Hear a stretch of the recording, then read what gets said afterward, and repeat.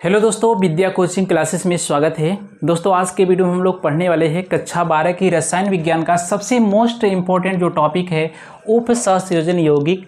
दोस्तों आज पार्ट 3 हम लोग पढ़ने वाले हैं, भाग 3 पढ़ने वाले हैं। दोस्तों हम लोग 2 भाग पढ़ चुके हैं, पार्ट नंबर 1 पार्ट नंबर 2 पढ़ चुके हैं। अगर आप उस वीडियो को नहीं देखे हैं तो हमारे चैनल के प्लेलिस्ट में जाकर के इस वीडियो को देख सकते हैं।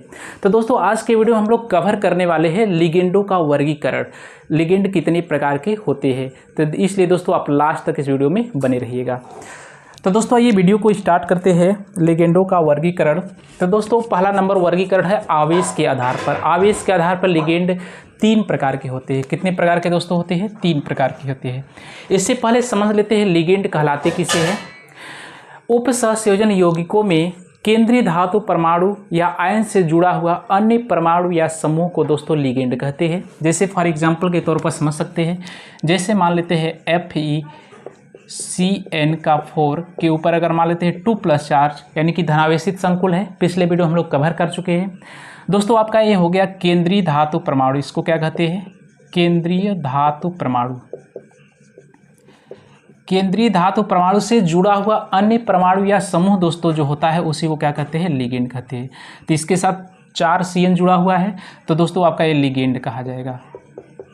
इसको क्या कहेंगे? लिगेंड कहेंगे। अगर इसमें पूछा जाए कि लिगेंडों की संख्या कितना है तो 4 लिगेंड है।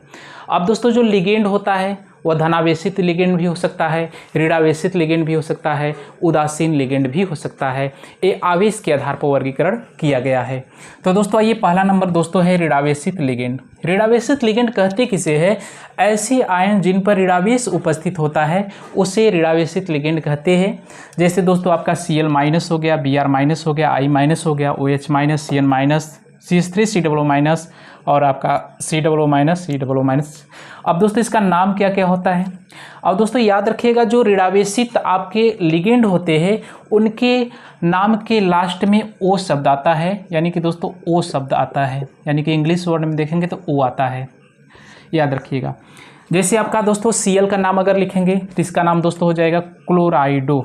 इसका नाम क्या हो जाएगा? क्लोराइडो। और इसी तरह से Br- का अगर नाम लिखेंगे तो दोस्तों हो जाएगा ब्रोमाइडो। क्या इसका नाम हो जाएगा? ब्रोमाइडो। O शब्द आ रहा है लास्ट में। इसी तरह से दोस्तों I- का नाम लिखेंगे तो इसका नाम हो जाएगा आयोडाइडो। इसका नाम क्या हो जाएगा? आयोडाइडो। ये सब दोस्तों काम करेगा आगे जब IPSC नामकरण करेंगे तो ये सब नाम आगे आपका काम करेगा, इसलिए याद रखिएगा। जैसे दोस्तों CN- है तो इसका नाम हो जाएगा साइनो। इसके भी लास्ट में आ रहा है O। और इसका नाम दोस्तों हो जाएगा हाइड्रॉक्सो। इसका नाम क्या हो जाएगा? हाइड्रॉक्सो। और दोस्तों इसका नाम एसीटेट होता है तो इसका नाम हो जाएगा एसीटेटो। इसका नाम क्या हो जाएगा? एसीटेटो। इसमें भी लास्ट में वो आ रहा है। और दोस्तों ये ऑक्सैलिक अम्ल का है तो ऑक्सलेटो इसका हो जाएगा, ऑक्सलेटो। तो इस तरह दोस्तों इसका हम नामकरण आसानी से कर सकते हैं। अब दोस्तों इसमें भी याद रखिएगा जो लिगेंड होता है वो दाता परमाणु के आधार पर भी वर्गीकरण किया गया है, जैसा कि हम लोग दूसरे नंबर पर पढ़ेंगे। अगर इसमें दोस्तों अगर देखा जाए कि सभी लिगेंड के ऊपर कितना ऋणावेशित चार्ज है तो 1 ऋणावेशित चार्ज है। तो अगर 1 ऋणावेशित चार्ज दोस्तों है एक ही परमाणु के ऊपर तो उसे एक दंतुक लिगेंड कहते हैं।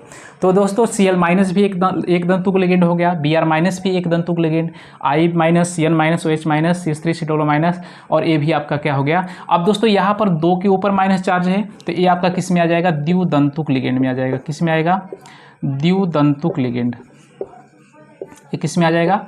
द्विदंतुक लिगेंड। द्विदंतु का मतलब दोस्तों क्या होता है?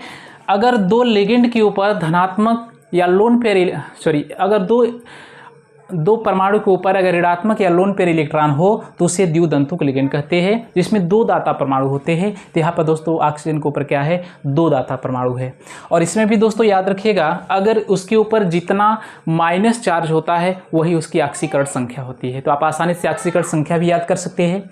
जैसे Cl- के ऊपर 1 माइनस चार्ज है तो इसका -1 ऑक्सीकरण संख्या, इसका भी -1, इसका भी -1, इसका भी -1, Cn का OH- का भी -1 और H2 का भी -1। और ऑक्सलेटो का दोस्तों 2 माइनस चार्ज है तो इसकी ऑक्सीकरण संख्या कितना हो जाएगा? -2 हो जाएगा। इसको भी आप याद करते चलिए ताकि आपको बाद में दिक्कत न हो। अब दोस्तों आइए समझते हैं दूसरा नंबर है उदासीन लिगेंड। उपसंयोजन यौगिकों में उपस्थित आवेशहीन अणु को उदासीन लिगेंड कहते हैं। मोस्ट इंपॉर्टेंट है, ये भी आपको नामकरण में आएगा उदासीन लिगेंड बनाने के लिए। और दोस्तों याद रखिएगा, जो उदासीन लिगेंड है इसकी ऑक्सीकरण जो संख्या होती है, उदासीन लिगेंड की ऑक्सीकरण संख्या दोस्तों कितना होता है, 0 होता है। ये भी मोस्ट इंपॉर्टेंट पॉइंट है, इसको भी नोट पॉइंट कर सकते हैं। अब दोस्तों आइए समझते हैं उदासीन लिगेंड कौन कौन से है। तो दोस्तों यहाँ पर मोस्ट इंपॉर्टेंट सबसे ज़्यादा बार यूज होने वाला लिया गया है जो आपका उदासीन लिगेंड है, जैसे H2O, ये भी उदासीन लिगेंड है, इसकी ऑक्सीकरण संख्या 0 होता है। और H2O का नाम दोस्तों याद रखिएगा, इसका नाम होता है एक्वा। इसका नाम दोस्तों क्या होता है, एक्वा होता है। अगर दोस्तों NH3 होगा तो इसका नाम एमीन होता है। और C6H5N होगा तो दोस्तों इसका नाम होता है पिरिडीन। और दोस्तों CO रहेगा तो इसका नाम होता है कार्बोनिल। इसका नाम क्या होता है, कार्बोनिल होता है। और इसी तरह से दोस्तों एथिलीन डाइएमीन इसका नाम हो जाता है। इसका नाम क्या होता है, एथिलीन डाइएमीन। एथिलीन डाइएमीन, या इसी को दोस्तों कहते हैं NH2 इस कार्बन पे भी है, NH2 इस कार्बन पे है, तो एथेन 1,2 डाइएमीन भी आप कह सकते हैं। एथेन 1,2 डाइएमीन, दोनों नाम को आप यूज कर सकते हैं, एथिलीन डाइएमीन या एथेन 1,2 डाइएमीन। और उदासीन लिगेंड जिसके ऊपर कोई चार्ज नहीं होता है, उदासीन लिगेंड होता है, इसकी ऑक्सीकरण संख्या दोस्तों कितना होता है, 0 होता है। याद रखिएगा, मोस्ट इंपॉर्टेंट पॉइंट है यहाँ पर।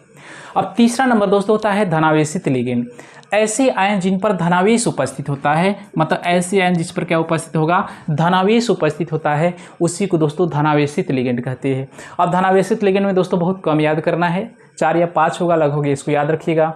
और इसमें भी याद रखिएगा धनावेशित लिगेंड के नाम के अंत में ईएम शब्द आता है। दोस्तों क्या आता है, ईएम शब्द आता है, नाम के लास्ट में ईएम शब्द आता है। जैसे H3O+, इसके ऊपर कितना चार्ज है, प्लस चार्ज है, तो इसका नाम हाइड्रोनियम हो जाएगा। ईएम शब्द आया है, EnO+ होगा तो इसका नाम नाइट्रोसोनियम हो जाएगा। EnO2+ होगा तो इसका नाम नाइट्रोनियम हो जाएगा। और NH2 NH3+ होगा तो इसका नाम हाइड्रोजीनियम हो जाएगा। तो इस तरह दोस्तों आप इस लिगेंड को याद कर सकते हैं। आई होप कि आपको ये समझ में आया होगा। दोस्तों इसके बाद वाले वीडियो हम लोग पढ़ेंगे दाता परमाणु के आधार पर लिगेंडों का वर्गीकरण, उसको भी दोस्तों मिस मत करिएगा, बहुत ही मोस्ट इंपॉर्टेंट वीडियो है। आपके बोर्ड एग्जाम में यहाँ से कम 8 या 10 नंबर आने वाला है, इसलिए आप वीडियो को बिना स्किप किए लास्ट तक देखते रहिएगा। तो दोस्तों अगर चैनल पर पहली बार विजिट कर रहे हैं तो हमारे चैनल को सब्सक्राइब, लाइक और शेयर जरूर कीजिएगा। मिलते हैं नेक्स्ट वीडियो में, तब तक के लिए धन्यवाद।